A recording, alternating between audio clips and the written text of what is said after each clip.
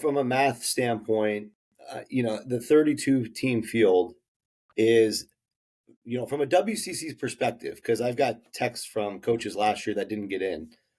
Nobody got in last year except Santa Clara. So it was like, what can we do to get in the NIT? And I'm like, well, if they expand to 48, you can get in, but the math doesn't work. So now that the fact that they're going to give 12 auto bids away, 2 per Power 6 leagues, at least for this season, the numbers are shrinking even further. So those 3 teams we talked about that we all like as potential third place teams, maybe the math shrinks even more this year and they all get boxed out. I mean, that could theoretically happen. Last year, if you look at the net, not that it's a perfectly net scenario, you had to be about top 70 to feel good about your chances. And of course, teams like San Francisco and BYU were well outside of that. And so just initially from the WCC standpoint, that's the standpoint. The bigger picture is, I think we all get it as college basketball community fans, whatever your role is in the sport, that if you're a power conference supporter and your team misses the actual tournament, unless you're like picked 15th in the ACC, like Louisville or somebody, even Louisville, they wouldn't care about playing in the NIT. Almost every single power school would be disappointed to play in the NIT. So that shuts off the majority of those fans. I can't remember paying that much attention to the NIT unless it's a team I have a close relationship, like a team out here in the West. But I typically don't watch it myself because everything I do is working towards the NCAA tournament. Everything that every coaching staff does is working towards the NCAA tournament. So if you have that many advantages at the power level and they're giving you an automatic bid to the NIT, your majority of your fans are not going to care.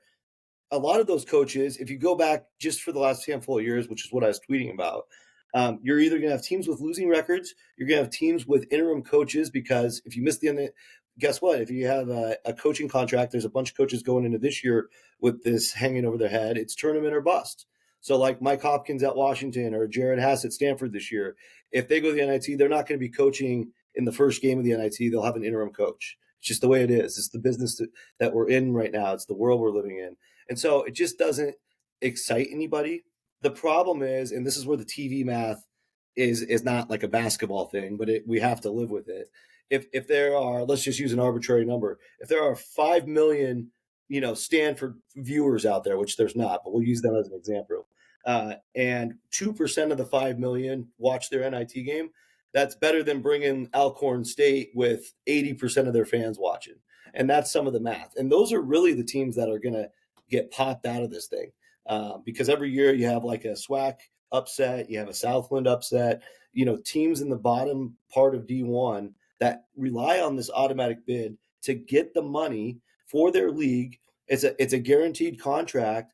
And so those leagues are really, really going to suffer. They actually really need the money. These larger schools don't need it. But the bigger picture here, fellows, and I'm sure you guys all know this, is earlier in the offseason, Fox announced they were going to start a 16-team power conference-based postseason tournament. A lot of us made fun of it, but this is actually a real threat to the NCAA, who's now in charge of the NIT. And so, as Dan Gavitt said yesterday, the move here is to preemptively get in front of that Fox threat. They want to make sure they're getting the best teams from each of these leagues into their tournament and not going to the Fox tournament.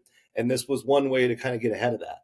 But of course, the rest of college basketball, including those of us here in the WCC, are like, this is illogical, etc. So I'll pause there, but that's the big picture.